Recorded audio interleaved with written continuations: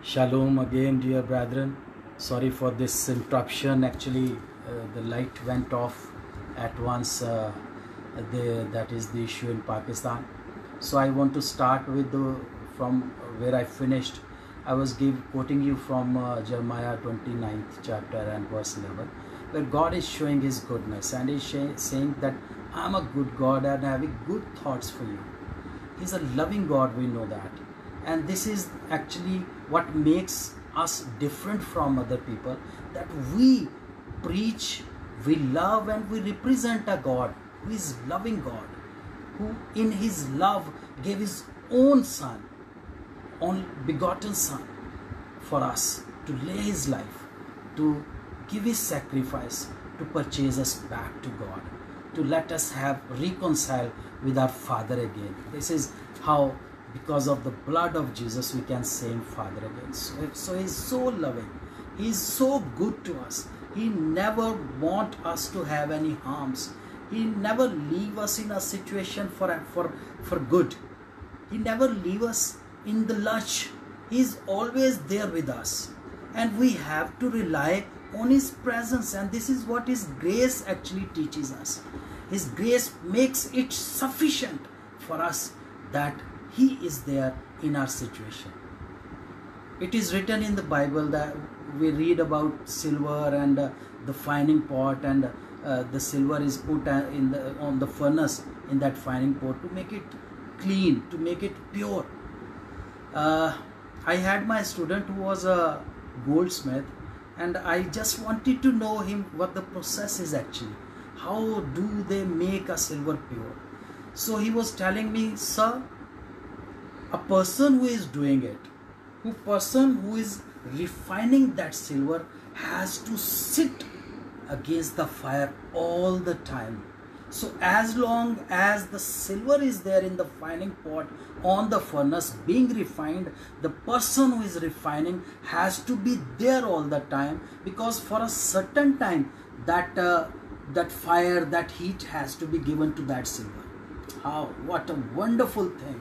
And it actually made me loving to God more than before, because when He is refining you, when He has put you in any situation, you are not alone there. He is there with you.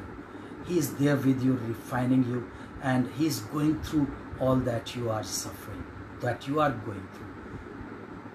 We read that in Psalm 139, that even if you are in hell, you will find His hand looking for you there, to holding you there, to uphold you, to make you stand up. And my brethren, He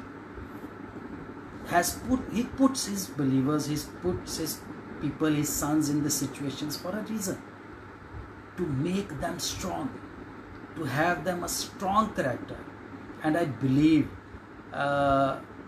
before this pandemic breakout to the other countries, I had this inspiration in my heart that in this situation, those who will sustain, those who will continue with the Lord and will be doing His assignment with the sufficient grace that He has abound us with, they will be chosen for that great awakening that is upcoming.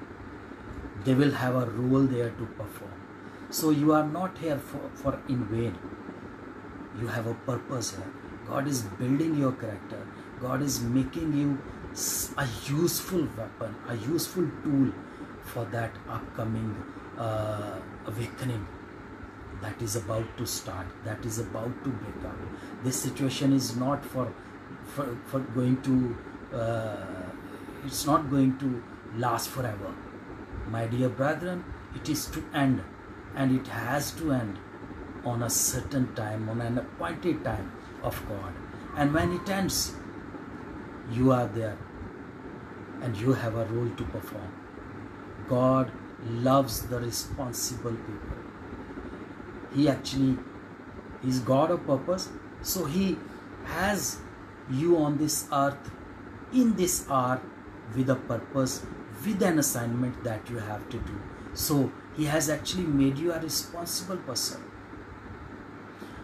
I would like to encourage you that His grace is there, abounding you, and a sufficient grace to make you go through this all.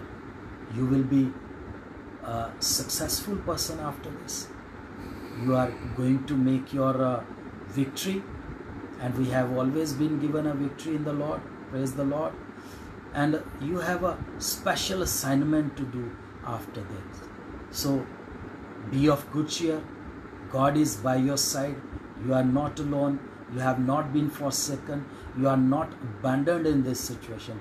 I want to encourage you that the mighty hand of God is surrounding you, as He has surrounded, as the mountains have surrounded the Jerusalem. God says, I am round about you. My hand is surrounding you. He is sustaining you. You have just to rely on His presence. Keep reminding yourself and to the others, even if you don't feel any kind of sensation in your body, just remind it yourself that He is with you, He is by your side, and He is to sustain you. And with His love, you will be through, you will be victorious in the name of Jesus. Amen. Shalom. God bless you.